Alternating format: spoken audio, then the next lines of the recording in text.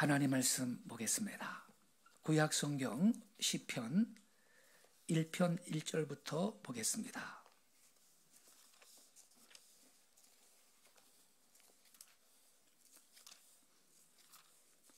구약 성경 시편 1편 1절부터 보겠습니다. 6절까지 저와 함께 한 절씩 교독하시겠습니다. 제가 먼저 1절을 읽겠습니다. 복 있는 사람은 악인들의 궤를 따르지 아니하며 죄인들의 길에 서지 아니하며 오만한 자들의 자리에 앉지 아니하고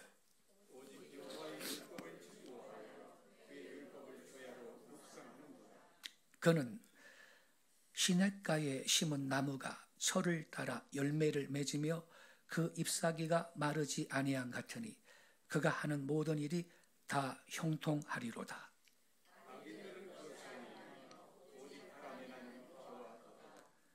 그러므로 악인들은 심판을 견디지 못하며 죄인들이 의인들의 모임에 들지 못하리로다.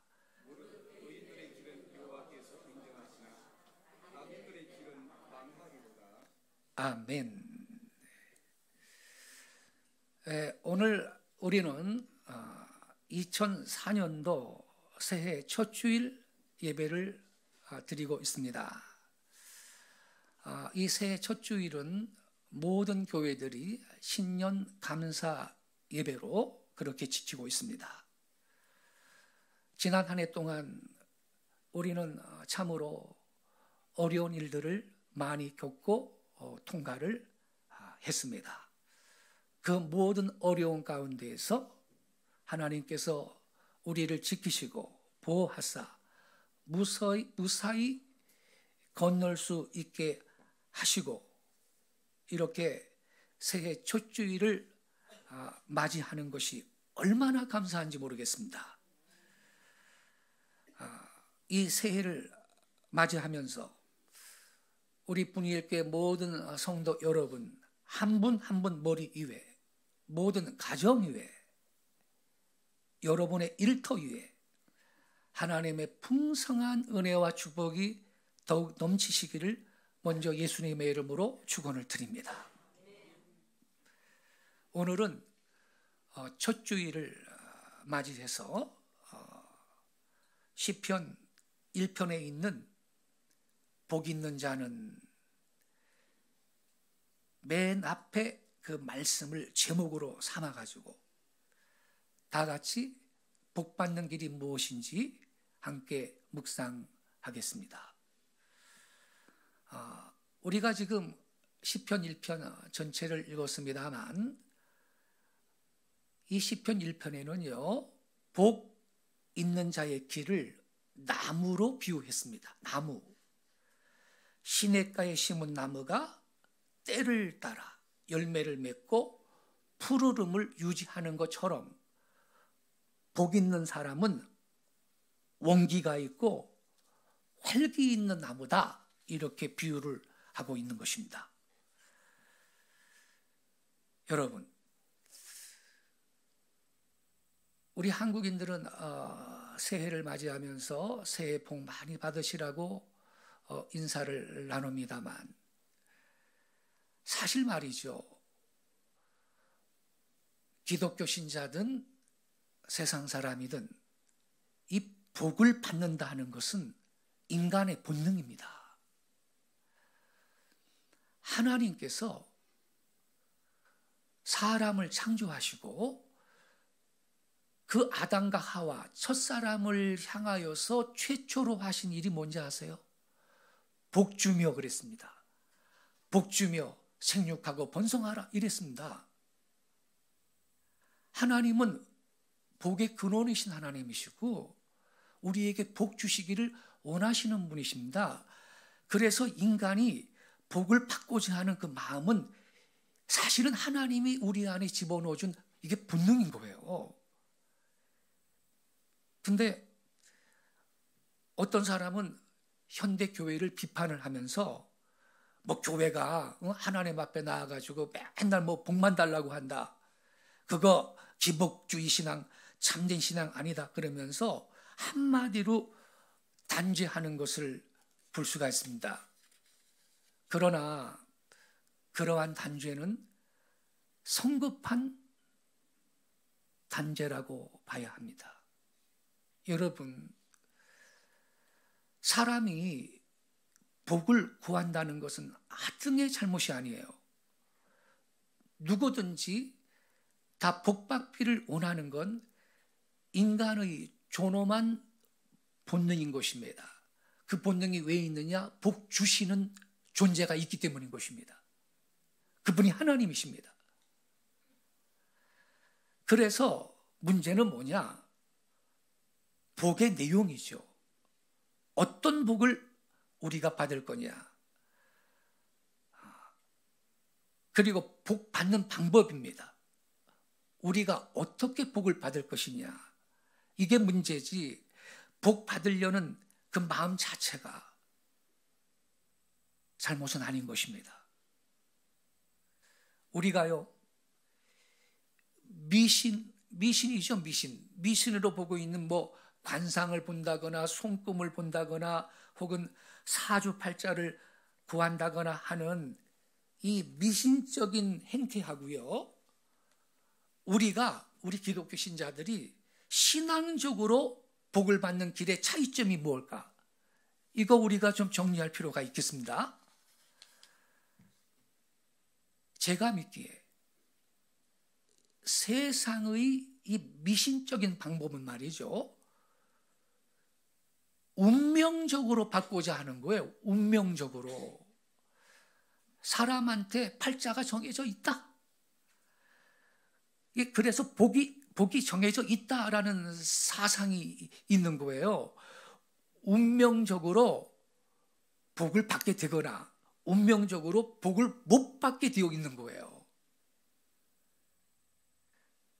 그러니까 받게 되어 있는 사람은 누구든지 복 받습니다.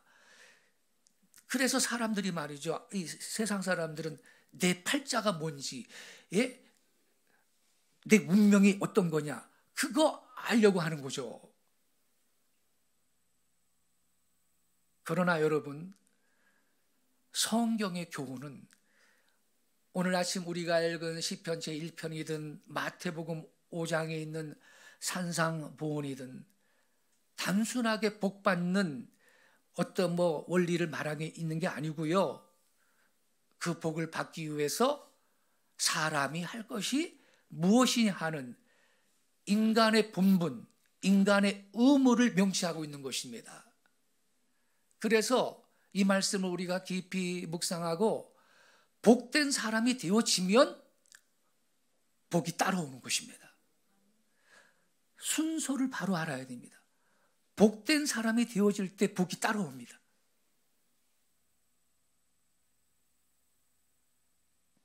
그래서 어떻게 우리가 복을 받을 만한 사람이 될 것이냐, 또 복 받아서 뭐 할 거냐, 복을 받기 위해서 우리 사람이 할 본분이 무엇인가를 우리는 성경의 교훈을 통해서 배워야 할 것입니다.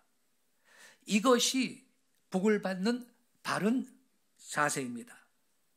이것이 바르게 복을 받을 수 있는 결과라고 할 수가 있을 것입니다.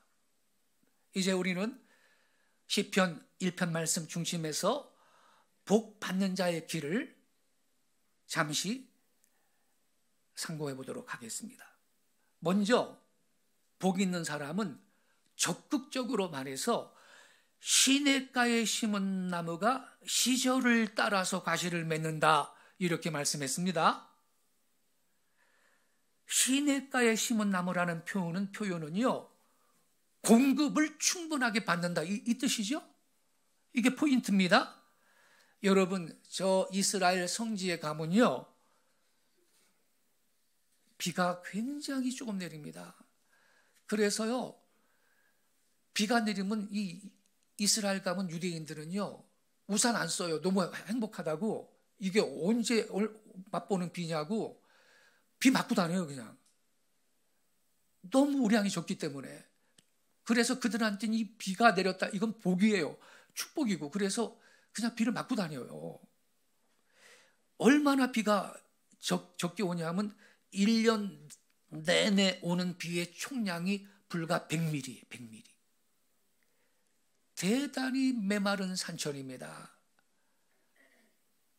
그런데도요, 이렇게 물이 부족하고 물의 공급이 없는 땅에서 시냇가에 심은 나무는 비가 오든 말든 거기에서 수분을 계속 공급을 받는 거죠. 여러분, 식물에는요, 두 가지의 공급이 필요합니다. 하나는 수분이고 하나는 빛입니다. 수분이 충분하게 공급이 되고 햇빛이 잘 비춰지면 식물은 건강하게 자라고 훌륭한 나무가 될 것입니다. 그렇지만 이 두 가지 중에서 말이죠, 햇빛의 문제보다 더 우선은 뭐냐? 수분에 있습니다. 그래서 이 수분의 해결이 중요하니까 오늘 성경에도 시냇가에 심은 나무, 이렇게 말씀을 하고 있는 것입니다. 물이 공급이 안 되면 뭐 희망이 없는 겁니다. 죽는 것입니다. 물이 없는데 햇빛이 있으면 말이죠, 오히려 더 말라 죽지. 그래서 여러분, 우리가요, 하나님 앞에 나와서 신령한 복을 받는 것도 원리가 똑같다 이 말이에요. 수분이 뭡니까? 성경에 여러분, 이 물이라는 것은 성령을 비유했습니다. 성령. 너희 속에 성령께서 임하실 때 너희 뱃속에서 생수가 강같이 흘러나리라 그랬죠. 우리의 심령 속에서 끝없이 흘러가는 생수처럼 성령님께서 우리 마음속에 내주하실 것을 우리 예수님이 약속하셨습니다. 그리고 예수님께서는 자신을 빛이라 그랬습니다. 나는 세상의 빛이라. 그래서요, 여러분, 이 성령의 은사와 예수님의 은총을 가리켜서 물과 불이라고 성경은 기록하고 있는 것입니다. 아마 우리 인간의 모든 생활 가운데 가장 필요한 것이 물과 불일 것입니다. 물기 없는 곳에 사람이 살 수 없습니다. 햇빛이 비치지 않는 곳에서도 살 수 없습니다. 요즘에 고급 아파트 도시마다 건립이 되고 있는데 만약 거기에 두 가지가 없다면 사람이 살 수 없습니다. 하나는 전기고 하나는 열기가 필요합니다. 하나는 수돗물이 필요합니다. 만약에 물의 공급이 없다거나 열의 공급이 없는 집에서 뭐 다른 거 아무리 설비가 좋아도 살 수 없을 것입니다. 저기 이스라엘 성지에 가면요, 아까 말씀드렸듯이 그 지중해 변 있잖아요. 지중해를 바로 끼고 있는 거기에만 좀 나무도 있고 푸르름도 좀 있고 그렇지 전체적으로는 메마른 땅인데 이 메마른 이 땅 가운데서도요, 한 곳 여리고만 예외입니다. 예외. 거기에 들어서면요, 푸르른 나무들을 볼 수 있고요, 우거져 있는 종려나무들을 볼 수가 있고, 오렌지 나무를 볼 수가 있고, 대추야자 열매들 볼 수가 있고, 풍성한 수액들을 볼 수가 있습니다. 그 왜 그러냐? 이 바로 여리고 뒤편에요, 우리 예수님께서 시험을 받으신 이른바 시험산이 있는데 이게 굉장히 높아요. 근데 그 높은 산 중턱에요, 이상하게도 샘이 솟아나오는 것입니다. 그 샘의 분량이 많기 때문에 이게 계속 흘러내려오고 여리고 도성 한가운데로 흘러가는 거예요. 그래서 그 물을 이용을 해서 나무들이 자라고 열매를 맺으며 농사를 잘 짓고 있는 것입니다.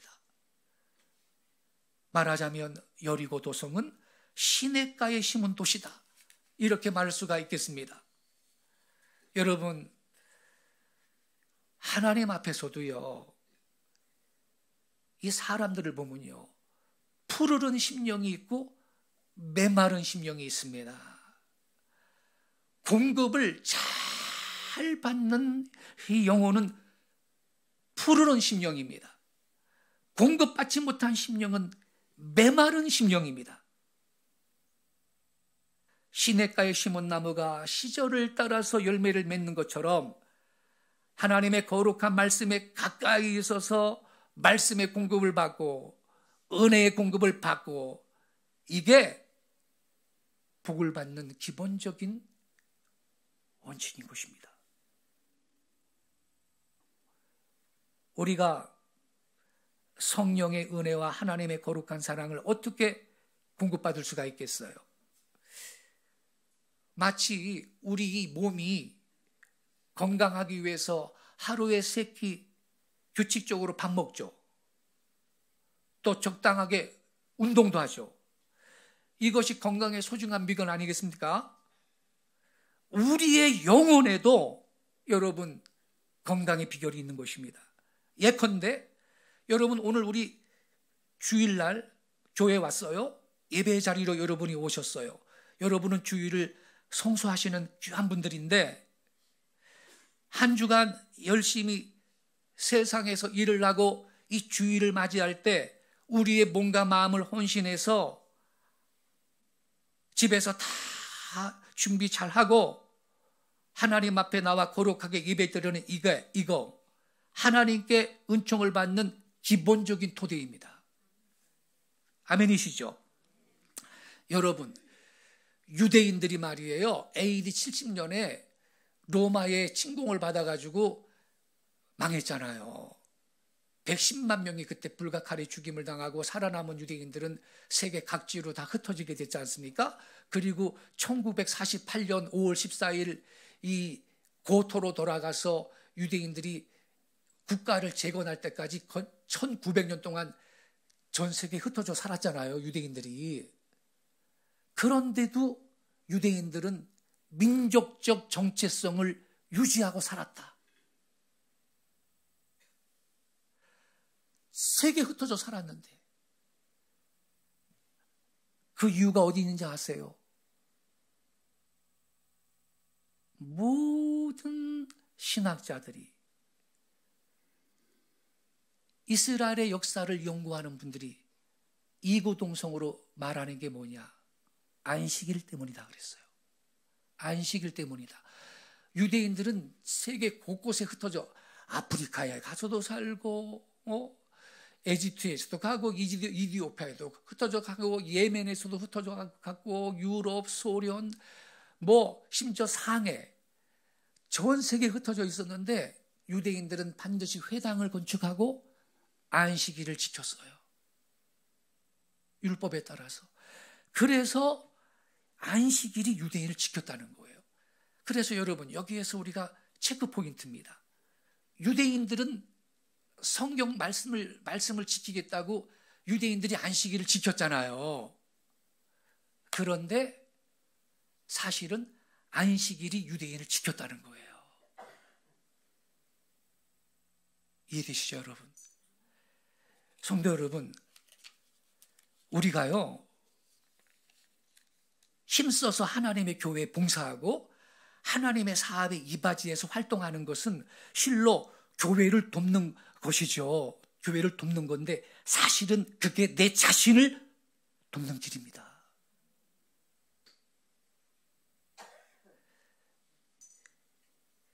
여러분은 주일 지키려고 교회에 오셨어요. 근데 여러분의 이 주일 성수 신앙이 사실은 여러분을 복된 사람으로 지켜주는 기능을 하는 것입니다.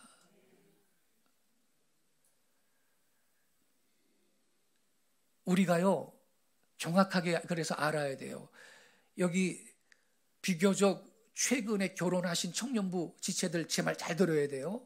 어저께도 김덕수 집사님 따님이 결혼했는데, 결혼이란 뭐냐? 내가 이 여자를 선택한 거다. 이게 아니고요. 결혼이란 다른 여자를 포기한 거예요. 깨닫기 바랍니다. 결혼이란 뭐냐? 내가 이 남자를 선택한 게 아니고요. 딴 남자를 다 포기한 거야. 그게 결혼이야. 아시겠습니까? 우리가요, 안식일을 지키고 교회 봉사하고 이것이 하나님의 나라에 내가 뭐 기여하고 뭐 교회를 돕고 그런 거 맞아요. 그런데 사실은 그게 나 자신을 돕는 길이고 나에게 복을 주는 길이라는 걸 깨닫기 바랍니다.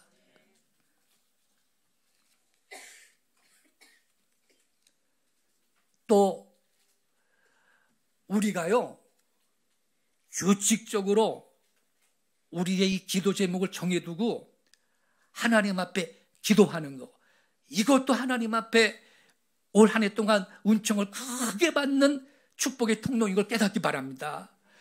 나 자신을 위해서, 가족을 위해서, 교회를 위해서, 국가를 위해서 정해진 제목에 따라서 매일 규칙적으로 기도해 나가는 이것이 하나님 앞에 은총을 받는 첩경이 되는 것입니다.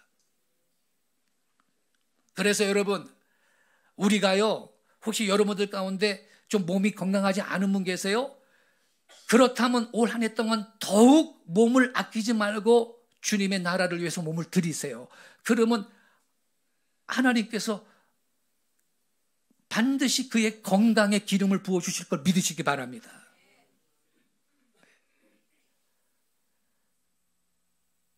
하나님께서 그 귀한 성도가 몸도 연약한데 아주 주님을 위해 살겠다고 몸부림을 치고 뭔가 마음을 헌신해서 수고하는데 왜 그의 건강을 안 지켜주시겠어요?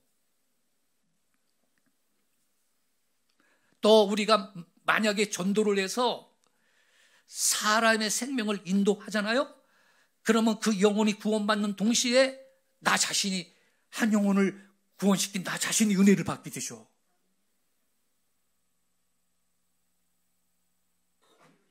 이런 것이 우리가 하나님 앞에 거룩한 생명의 공급을 받는 방법인 것입니다. 하여튼 시냇가에 있어서 끝없이 공급받는 나무처럼 하나님의 은총을 끝없이 받는 생명, 그런 분이 바로 복 있는 사람인 것입니다. 두 번째, 악한 길로 들어서지 않는 자라 그랬어요. 이 둘째 말씀 가운데 보면요, 이 적극적으로 이 하나님 앞에 복을 받는 동시에 이 소극적으로는 악인의 길을 따르지 아니한다, 이렇게 써 있어요. 악인의 길을 따르지 아니한다. 여러분, 이 악인과 우리는 파트너가 돼서는 안 되는 겁니다. 악인들하고 동업하면 같이 망할 겁니다. 이 사람이 어떤 사람이냐 하는 건요, 그분의 친구를 보면 안다는 말이죠. 그 사람이 누구를 사귀느냐?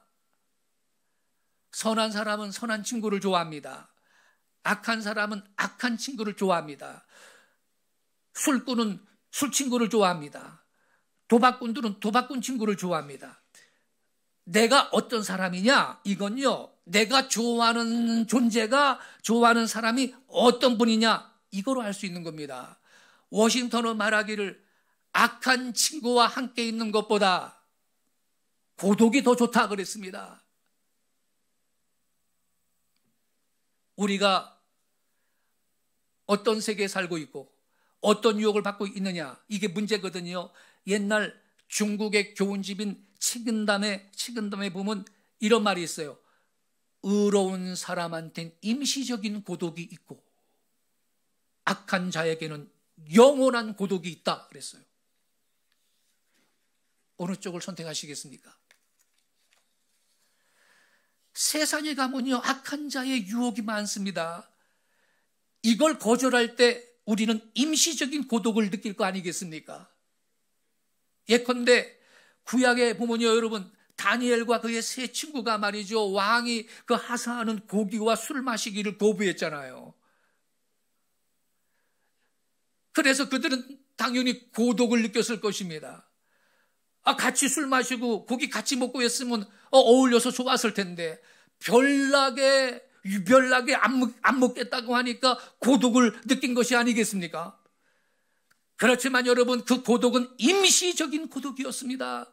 거기에서 술 먹고 같이 우상한테 바친 그 다 바치고 나서 나온 고기인데, 그 고기 먹고 또 우상 숭배에 참여한 사람들은 영원한 고독을 맞게 되는 겁니다.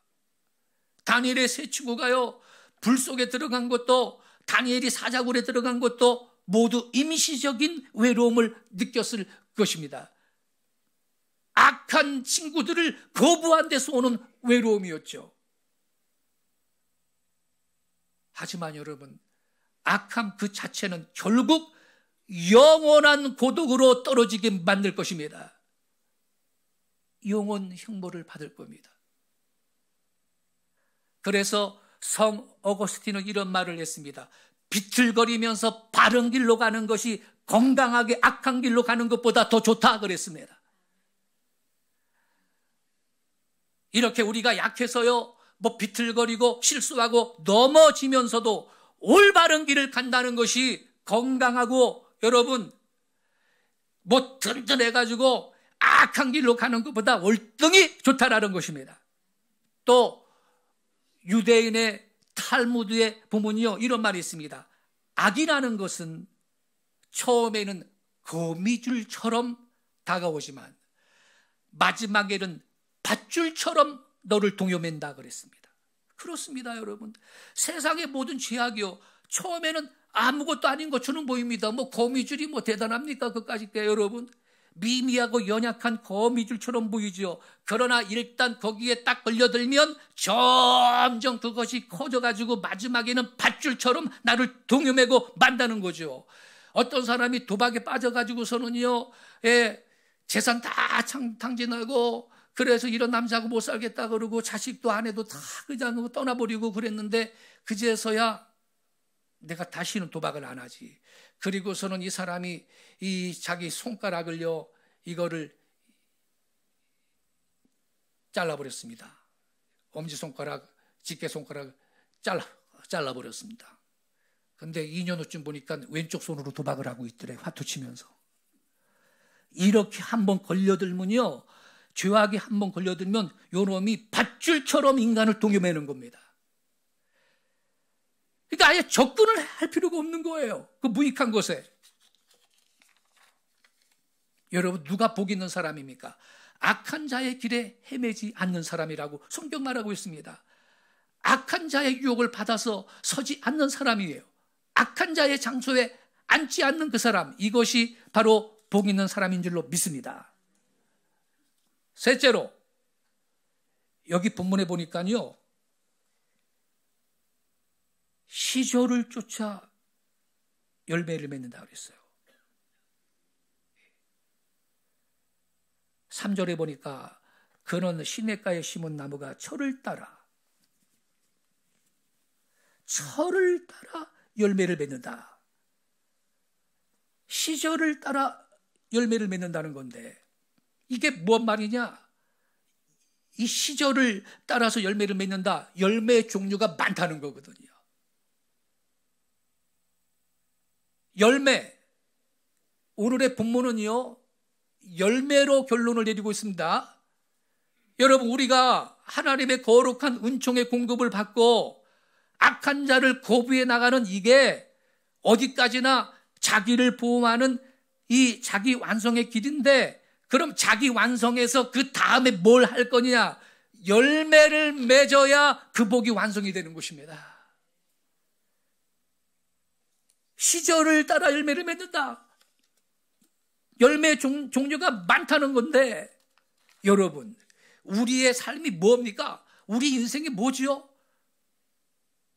우리가 개인적으로도 무엇인가 내가 섬기는 하나님 앞에 열매를 맺어 드려야 되고, 가정적으로도 무엇인가 하나님 앞에 맺어 드리는 열매가 있어야 될 것입니다. 우리는 전 교회적으로 하나님 앞에 열매를 맺어야 된다고 믿습니다. 요한복음 15장에 예수님의 포도나무 비유 가운데 가지를 잘라주고 가꾸어서 깨끗하게 해주는 건 이유가 뭐냐? 열매를 더 많이 맺게 하려는 것이다 그랬습니다. 열매를 맺지 않는 나무 가지는 잘라가지고 불에 던진다 그랬습니다. 그래서 여러분, 우리가 하나님의 백성들로서 무엇인가 열매를 맺는 것이 복 있는 생활의 마지막 결론이라는 사실을 명심하시기 바랍니다. 우리 예수님께서 마태복음 6장 20절에서 말씀하기를 너희 보물을 하늘에 쌓아두라 그랬습니다. 보물을 하늘에 쌓아두는 게 뭐예요? 우리가요 한평생 사는데 일생 동안 나 자신만 위해서 그렇게 살고 만다면 내가 죽고 나면 다 없어지는 것입니다. 하나도 남는 게 없는 겁니다. 아무리 돈을 많이 모았다 하더라도, 아무리 부유하다 하더라도 죽고 나면 그만 아니겠습니까, 여러분? 그러나 내가 살아있을 때 무언가 남을 위해서 돈을 사용했습니다. 무엇인가 아름다운 봉사를 했습니다. 무엇인가 값 있는 사실을 만들어 내놓았습니다. 이게 바로 열매인 것입니다. 하나님 나라에 기록되고 있는, 하나님 나라에 간직되고 있는 좋은 보배인 것이며, 주님께서 우리가 영원한 하나님의 나라에 갈 때 우리가 행한 대로 상을 주실 걸 믿으시기 바랍니다. 하늘에서만 주시는 상이 아닙니다. 아까 우리 찬송했죠. 천대까지 그 의인들은 내 자녀들, 그 자녀의 자식들, 그 자녀의 자식들의 자식들까지 하나님께서는 이렇게 믿음으로 사는 자기 백성들에게 천대까지 복 주시는 좋으신 하나님이신 것입니다. 성도 여러분, 2024년도가 우리 앞에 전개되고 있습니다. 우리 앞에도요 두 가지 길이 환하게 열려 있습니다. 선한 자의 길이냐, 악한 자의 길이냐, 임시적인 길이냐, 영원한 길이냐. 이러한 사실을 우리가 인식해 보면서 오늘 성경 본문이 말씀하고 있는 바처럼 복 있는 길을 선택하는 우리 성도들 되시기를 축원합니다. 여호와의 은총을 공급받으며 악한 자의 길을 거부하며 무엇인가 열매를 맺는 올 한 해가 되시기를 바랍니다. 하나님의 거룩한 축복과 은혜의 손길이 이렇게 오늘 새해 첫 주일날 결심하고 결단하고 나서는 모든 성도들 머리 위에 반드시 올 한 해 동안 같이 계실 줄로 믿습니다. 기도하겠습니다.